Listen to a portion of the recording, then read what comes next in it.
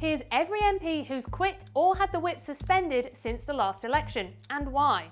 We'll start with the largest party, the Conservatives, but we'll get to Labour, the SNP, Plaid Cymru and the DUP too. These MPs are still sitting, but no longer as Tories. Lee Anderson lost the Tory whip for refusing to apologise for saying Islamists had got control of Sadiq Khan. He described the remarks as clumsy but would not apologise as that would be a sign of weakness. He's now switched parties and represents Reform UK. Andrew Bridgen compared the COVID vaccine to the Holocaust. Bob Stewart was convicted of racial abuse, though his conviction was overturned and he denies his comments were racist. Crispin Blunt, arrested on suspicion of rape and possession of controlled substances, he says he's confident the investigation will end without charge. His bail has now ended. Julian Knight, allegation of serious sexual assault. He's since been told he'll face no charge and he's denied wrongdoing. Mark Menzies, the latest scandal to hit the Conservative Party. He's accused by the Times of misusing party funds, which he denies. Matt Hancock lost the Tory whip for appearing on I'm a Celebrity. Rob Roberts, found by a parliamentary investigation to have sexually harassed a member of his staff. He apologised for breaching trust. And William Ragg, he resigned the whip after he gave his colleagues' personal phone numbers to an alleged honey trap scammer.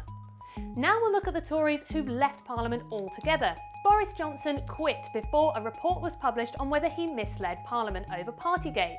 Chris Pincher resigned over sexual misconduct allegations and apologised for the upset caused. Chris Skidmore resigned on principle over the government's decision to allow new oil and gas drilling in the North Sea. David Warburton quit while allegations of harassment and drug use were investigated.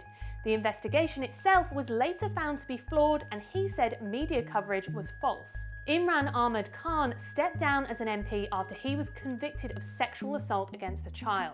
Nadine Dorries resigned over Rishi Sunak's leadership. Neil Parish quit after he admitted watching tractor porn in the House of Commons. Nigel Adams left Parliament to return to a career in the private sector. Owen Paterson stood down after a massive row involving his work for healthcare company Randox, which got a multi-million-pound government contract for COVID testing kits.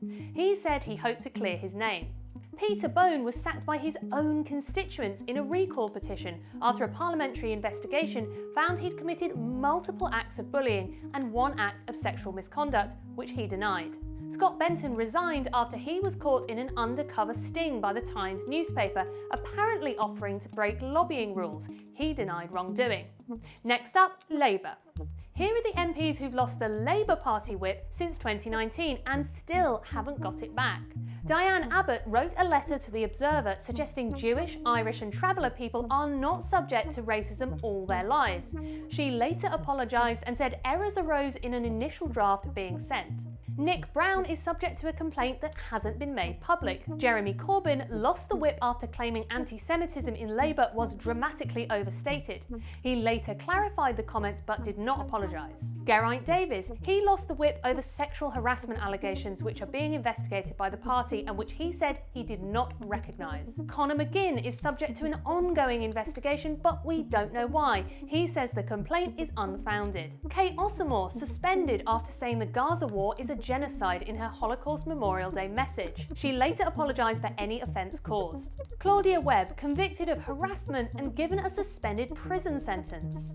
Now the Labour MPs who've quit Parliament completely. Rosie Cooper resigned to take a senior NHS job. Kate Green left to become Deputy Mayor of Greater Manchester. Chris Matheson resigned after parliamentary authorities upheld serious sexual misconduct allegations. He disputed some of the findings of the reports. Tracy Brabin left Parliament to become Mayor of West Yorkshire, and Mike Hill quit while being investigated for sexual harassment complaints, which were later upheld by a tribunal. From the SNP, Angus Brendan McNeil lost the whip over a dispute with the party leadership.